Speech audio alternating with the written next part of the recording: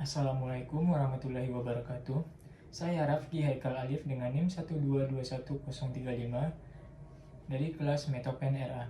Baiklah, di sini saya akan mempresentasikan tugas akhir metodologi penelitian saya dengan judul Ancang Bangun Sistem Informasi Bengkel Berbasis Website menggunakan metode Personal Extreme Programming dengan studi kasus bengkel Adi Motor. Baiklah, langsung saja masuk ke bab 1 yaitu pendahuluan. Latar belakang. Di era digital saat ini, teknologi informasi memainkan peran penting dalam meningkatkan efisiensi operasional di berbagai industri termasuk otomotif. Bengkel Adi Motor yang masih menggunakan metode pencatatan manual dalam operasionalnya menghadapi tantangan dalam pelayanan dan akurasi data. Untuk mengatasi hal ini, saya akan mengembangkan sistem informasi berbasis website yang mengotomisasi manajemen transaksi, inventarisasi, dan laporan keuangan menggunakan metode Personal Extreme Programming. Selanjutnya, rumusan masalah. Di sini terdapat 3 rumusan masalah. Yang pertama itu bagaimana cara merancang dan mengimplementasikan sebuah sistem yang dapat melakukan pengelolaan data. Yang kedua, bagaimana cara menerapkan metode Personal Extreme Programming. Yang ketiga, bagaimana cara mengevaluasi kinerja sistem yang dibangun sesuai dengan kebutuhan yang dapat meningkatkan pelayanan di bengkel Adi Motor. Next, selanjutnya tujuan penelitian. Di sini ada 3 juga. Yang pertama, melakukan perancangan dan pengimplementasian sistem informasi yang dapat melakukan pengelolaan data pada manajemen dan proses operasional. Yang kedua, melakukan penerapan metode Personal Extreme Programming pada pengembangan sistem informasi. Yang ketiga, melakukan evaluasi terhadap kinerja sistem dengan menggunakan pengujian black box testing. Selanjutnya, manfaat penelitian. Manfaat penelitian ini adalah untuk mengembangkan sistem informasi bengkel yang dapat memperbaiki manajemen dan operasional bengkel sehingga lebih efisien. Sistem ini bertujuan meningkatkan kualitas pelayanan melalui proses yang lebih cepat dan terorganisir serta penyediaan informasi spare part yang akurat. Selain itu, penelitian ini memberikan wawasan tentang penerapan metode Personal Extreme Programming dalam pengembangan sistem informasi berbasis web, dan diharapkan menjadi referensi bagi penelitian lebih lanjut serta model bagi UMKM yang ingin mengembangkan sistem operasional mereka. Selanjutnya masuk ke bab 2, yaitu kajian pustaka. Pertama ada penelitian terdahulu. Di sini terdapat 3 jurnal penelitian terdahulu yang menjadi acuan saya dalam mengembangkan sistem atau membuat penelitian ini. Yang pertama ada Perancangan Sistem Informasi pada Bengkel Cahaya Motor Berbasis Web, Information System for Sales of Spare Part at DRS Workshop. Yang ketiga ada Implementasi of Extreme Programming Method in Web-Based Digital Report Value Information System Design.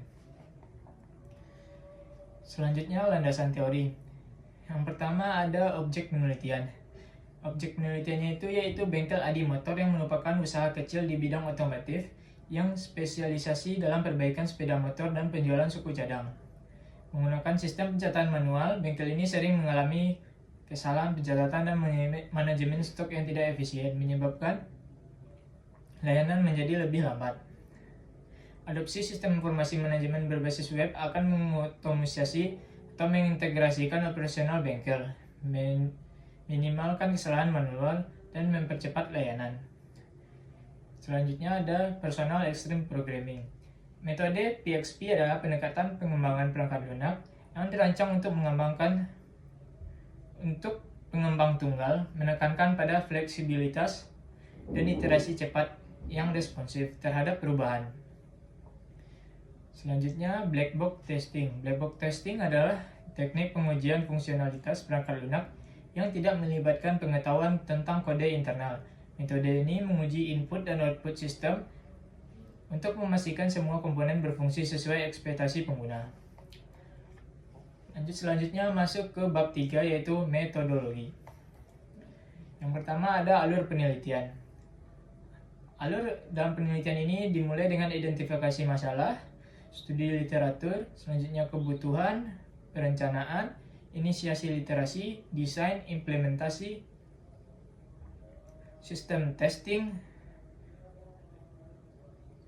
dan terakhir yang selanjutnya evaluasi dan analisis dan kesimpulan. Masuk ke penjabaran alur penelitian, yaitu yang buat yang pertama kebutuhan. Di sini ada dua kebutuhan, yaitu yang pertama kebutuhan fungsionalnya itu ada pencatatan transaksi, manajemen inventaris, pembuatan struk penjualan, laporan keuangan. Di kebutuhan non-fungsional yang pertama ada kinerja, yaitu sistem harus responsif, keamanan itu sistem harus memiliki fitur keamanan data yang kuat, usability itu antar muka pengguna sistem harus intuitif, dan terakhir ada keandalan, sistem harus stabil dan dapat diandalkan. Masuk ke perencanaan, di sini ada tabel perencanaan atau user story yang didapat dari wawancara dengan studi kasus. Di sini terdapat ada 5 user story yang dapat kita lihat. Selanjutnya masuk ke inisiasi literasi. Inisiasi literasi ini dibuat berdasarkan dari user story yang didapat sebelumnya.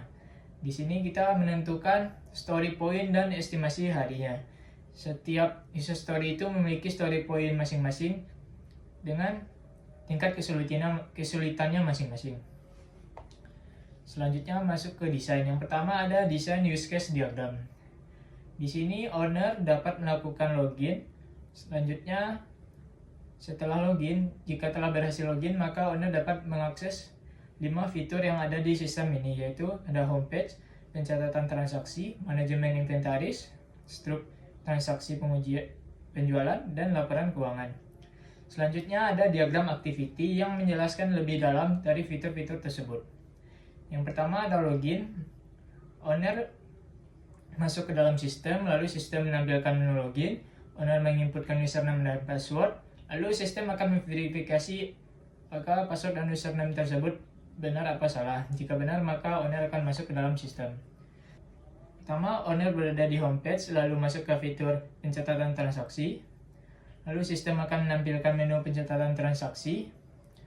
Lalu owner akan pilih jenis transaksi, lalu menginputkan data transaksi. Maka transaksi akan tersimpan. Selanjutnya ada struk transaksi penjualan. Dengan memasukkan memilih transaksi sebelumnya lalu membuat struk. Terus manajemen inventaris, itu owner dapat menginputkan barang-barang yang akan dimasukkan inventaris dan dapat mengeditnya juga. Berikutnya ada diagram activity laporan keuangan, itu owner dapat melihat laporan yang diset itu laporan tersebut per hari, per minggu, atau per bulan. Selanjutnya masuk ke kelas diagram. Kelas diagram ini menggambarkan dari desain database yang akan ada pada sistem. Itu terdapat ada 6 kelas. Owner dengan transaksi berhubungan one to many, transaksi dengan financial report many to one, dengan transaction detail one to many, dan transaction detail dengan produk itu many to one, produk dengan inventory one to one. Nah, di sini ada desain low fidelity dari sistem yang saya buat. Ada tampilan login, terus homepage, terus ada tampilan pencatatan transaksi, ada tampilan inventory bengkel Adi Motor, terus yang terakhir ada tampilan dari pembuatan struk transaksi. Selanjutnya yang terakhir ada sistem testing. Nah, di sini ada tabel rancangan pengujian black box testing yang akan diujikan dengan sistem yang telah dibuat. Itu terdapat 7 skenario pengujian. Itu login ke sistem, tampilan homepage, pencatatan transaksi, manajemen inventaris, pembuatan struk, pembuatan laporan keuangan, dan logout dari sistem. Mungkin sekian saja pemaparan tugas besar metodologi penelitian dari saya. Kalau ada salah dan kurangnya saya mohon maaf. Saya akhiri dengan Assalamualaikum warahmatullahi wabarakatuh.